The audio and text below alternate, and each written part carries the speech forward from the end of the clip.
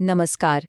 चलिए आज बात करते हैं एक ऐसे रहस्य की जो बाल्टिक सागर की गहराइयों में दफन है। ये कहानी है एमएस एस्थोनिया की, एक ऐसा यात्री जहाज जिसकी त्रासदी ने ना सिर्फ पूरे यूरोप को हिलाकर रख दिया, बल्कि आज भी अपने पीछे कई अनसुलझे सवाल छोड़ गई है। सोचिए, एक ऐसा सफर जो कभी अपनी मंजिल पर पहुंचा ही नहीं। बस एक रात, और उस एक रात ने सैकड़ों लोगों की जिंदगियां हमेशा हमेशा के लिए बदल दी। तो चलिए कहानी की शुरुआत करते हैं उस रात से। वो रात जब सब कुछ बिल्कुल नॉर्मल था, एकदम वैसा जैसा किसी बड़े तूफान से पहले की शांति होती है। साल था 1994। बाल्टिक सागर के ऊपर एक ठंडी काली रात छाई हुई थी। लहरें देखने में तो शांत लग रही थी, पर उन्हीं लहरों के नीचे एक ऐसा भयानक तूफान पल रहा था जो जल्द ही यूरोप की सबसे बड़ी समुद्री त्रासदियों में से एक बनने वाला था। और ये है वो जहाज, एमएस एस्टोनिया, अपने वक्त का एक काफी मॉडर्न पैसेंजर फेरी जो एस्टोनिया और स्वीडन के बीच एक अहम कड़ी की तरह था। सोचिए, 157 मीटर लंबा जहाज, अंदर रेस्टोरेंट्स, दुकानें, मतलब सारी सुविधाएं थीं। सफर काफी आरामदायक माना जाता था। तारीख थी 27 सितंबर 1994। शाम का वक्त था और एमएस एस्टोनिया ने अपना सफर शुरू किया। जहाज पर माहौल एकदम आम था। लोग डिनर कर रहे थे, बातें हो रही थी, मतलब एक नॉर्मल शाम। किसी को भी इस बात का अंदाजा नहीं था कि ये उनकी जिंदगी की आखिरी नॉर्मल रात होने वाली है। और उस रात उस जहाज पर यात्री और क्रू मेंबर्स को मिलाकर कुल 989 लोग सवार थे। ये नंबर याद रखना जरूरी है क्योंकि ये सिर्फ एक आंकड़ा नहीं है, ये इस कहानी के मानवीय पहलू को दिखाता है। सब कुछ ठीक चल रहा था, पर फिर कुछ ही घंटों में मौसम ने ऐसी करवट ली कि ये सामान्य सा सफर एक भयानक भयानक हादसे में तब्दील हो गया। रात के करीब 1 बज रहे थे। जहाज अब तेज लहरों से जूझ रहा था, और तभी अचानक एक जोरदार, किसी धातु के टूटने जैसी आवाज, एक धमाका। बस यही वो पल था, यही वो आवाज थी जहां से तबाही की शुरुआत हुई। तो ये आवाज थी किस चीज की? ये आवाज थी जहाज के बो वाइजर के टूटने की। अब ये बो वाइजर क्या होता है? ये ना जहाज के एकदम सामने वाला एक बहुत बड़ा दरवाजा होता है जो गाड़ियों को अंदर बाहर ले जाने के लिए खुलता है। और उस रात तूफानी लहरों का जोर इतना ज्यादा था कि ये पूरा का पूरा दरवाजा ही अपनी जगह से उखड़ गया। इसके बाद जो कुछ भी हुआ वो इतनी तेजी से हुआ कि यकीन करना मुश्किल है। सोचिए, रात के 1 बजे वो भयानक आवाज आई। उसके सिर्फ 15 मिनट बाद, यानी 1:15 बजे तक, जहाज के कार डेक में पानी भर गया और जहाज एक तरफ बुरी तरह झुक गया था। 1:22 पर पहला इमरजेंसी सिग्नल यानी एसओएस भेजा गया, पर वो भी बहुत कमजोर था, ठीक से सुनाई भी नहीं दिया। और ये सब होते होते 1:45 बजे तक, मतलब आधे घंटे से भी कम वक्त में, एमएस एस्टोनिया रडार की स्क्रीन से हमेशा के लिए गायब हो चुका था। आप बस कल्पना कीजिए जहाज के अंदर क्या माहौल रहा होगा।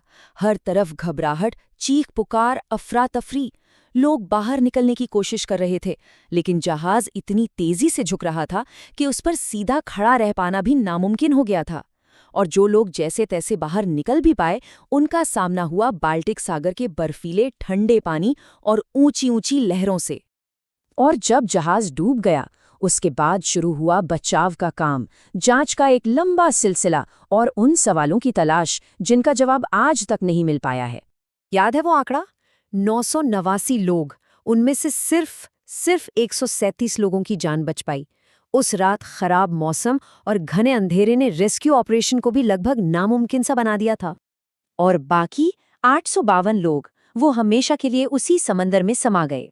ये हादसा शांति के समय में यूरोप की सबसे बड़ी समुद्री त्रासदियों में से एक बन गया।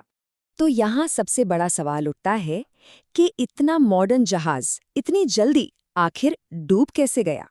और बस यहीं से इस त्रासदी का वो रहस्यमयी पहलू शुरू होता है जो आज भी लोगों को परेशान करता है। अब देखिए, इस कहानी के ना 2 पहलू सामने आते हैं। एक है ऑफिशियल रिपोर्ट। वो कहती है कि जहाज का जो बो वाइजर था वो तूफान के कारण टूट गया और पानी अंदर घुस गया, सिंपल। लेकिन दूसरी तरफ कई लोग थे जिनमें हादसे से बचे हुए लोग और कई एक्सपर्ट्स भी शामिल थे। उन्हें इस थ्योरी पर बिल्कुल यकीन नहीं था। उनका कहना था कि नहीं, जरूर कोई विस्फोट हुआ था या फिर उस जहाज से कुछ सीक्रेट मिलिट्री सामान ले जाया जा रहा था और अब सच को दबाने की कोशिश हो रही है। और इन्हीं सब विवादों के बीच एक बहुत बड़ा फैसला लिया गया। जहाज के मलबे को एक समुद्री कब्र यानी मरीन ग्रेव घोषित कर दिया गया।